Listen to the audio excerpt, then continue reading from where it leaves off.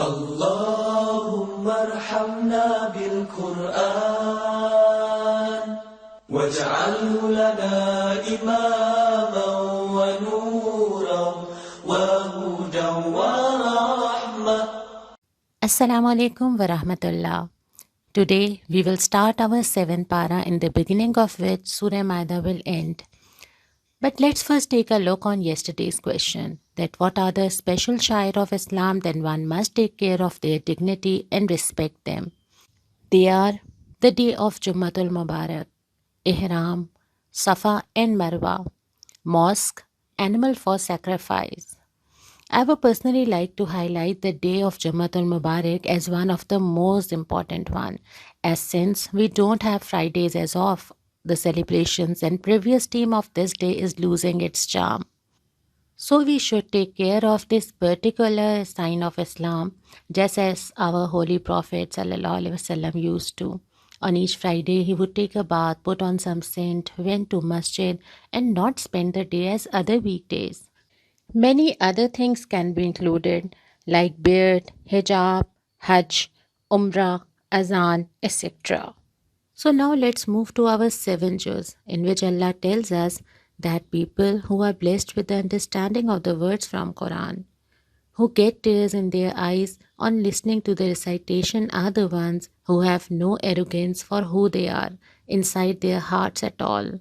Even in the start from Para 1, we are learning that Quran is only affected on those with clear mindset and pure hearts, as they have this mindset to understand and accept any guidance from Allah. Then comes the rule to not cross the limit set by Allah. This is basically implemented in every situation to remain in a boundary. Just like when it comes to clothing, food, our lifestyle, or anything else, we shouldn't do more than needed. Everything should be done within limits. Further, we are notified by the promises and the words of promises we so often say and do to others. Allah wants us to take care of our promises. And if we are not able to fulfill our promises, then we must give kafara for that. Then comes the forbiddance of evil deeds, as drinking of wine, gambling, and wanted to know more about future by palm reading and stuff or simple means to get more money by doing wrong deeds. Then comes the rule of not to hunt when you are in ihram so that the message of peace gets conveyed. Further, the rule that is discussed is that Allah only cares about our clean and pure intentions. If we spend a lot in His way, but in our heart we have even a pinch of arrogance or proudness, then Allah will not accept that. But a person who spends more than he can in Allah's way, as well as with a clean heart just to please Him, is more meaningful and rewarding. Lastly, we have another rule, that we should only worry about our own selves, as others' action would not affect us. A misunderstanding might occur that we can do whatever we want, but since we read Quran and we know from the beginning that we are Ummah that has been sent down to lead people away from falsehood, so this misconception shouldn't occur. So what really is the concept or lesson for us is that we should take care of our own deeds and actions. And what level are we personally on for Allah's love, and not take others' action as an excuse.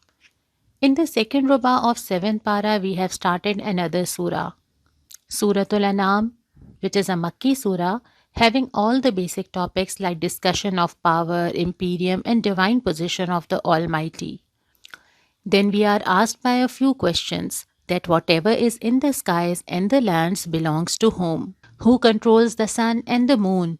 Who is responsible to feed tons of living things? So, whoever holds this much power must have the highest rank of testification. So if I truly believe that this book is sent by Allah, Allah who controls the change of night and day, who controls every fiber of my being, if this book belongs to Him and is sent for me for guidance, then this holds so much meaning and the words in it must deliver the truth, nothing less.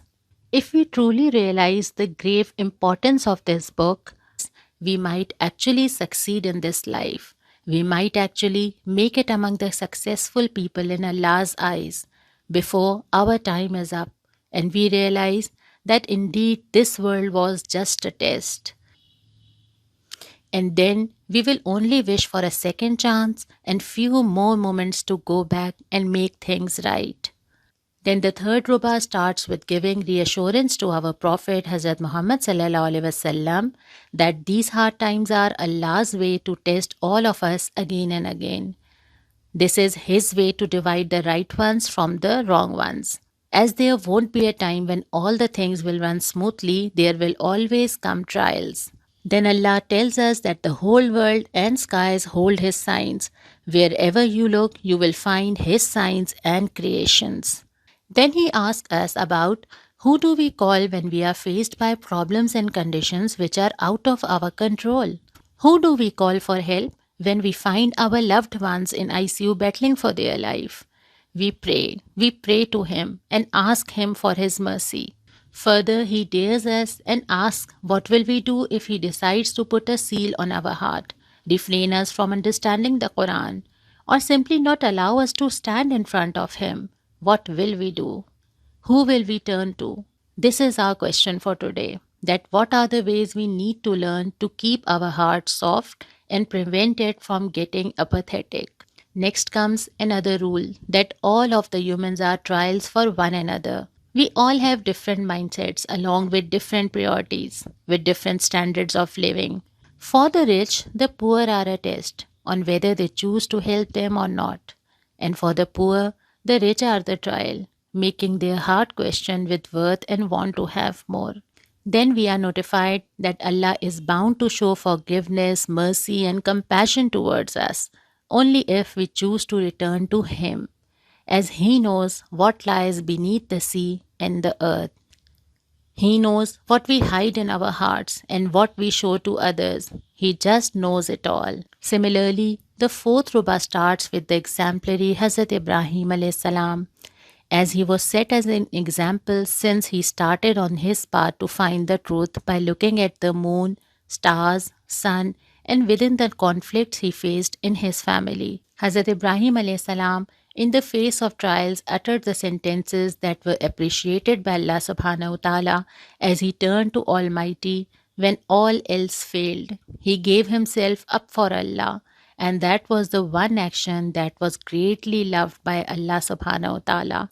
So, if this world seeks peace and happiness, we must all follow the path and life examples set by Hazrat Ibrahim alayhi salam himself. In the end, Allah yet again asks to look around ourselves to find His signs. We don't even have to look far. Look at your hands, the fingerprints, the bones setting the way your fingers bend as they should, how your thumb is unable to do what your finger can do. All these shows how perfect the artist behind all this is. There is an important and thought-provoking ayah at the last page of this Juzz saying that Allah has made pleasing to every community their deeds. Then to their Lord is their return, and He will inform them about what they used to do. Here ends Juzz number 7. The dua for today is taken from Surah Maida, ayah 114, and it is about risk. ربنا أنزل علينا مائدة من السماء تكون لنا عيدا لأولنا وآخرنا وآية منك وارزقنا وأنت خير الرازقين. O Allah, our Lord, send down to us a repast from heaven, which may be a happy occasion for us, for all our generations, present and future, and a sign from you, and give us provisions. You are the best giver of provisions. Ameen. Assalamu alaikum wa rahmatullahi wa barakatuhu.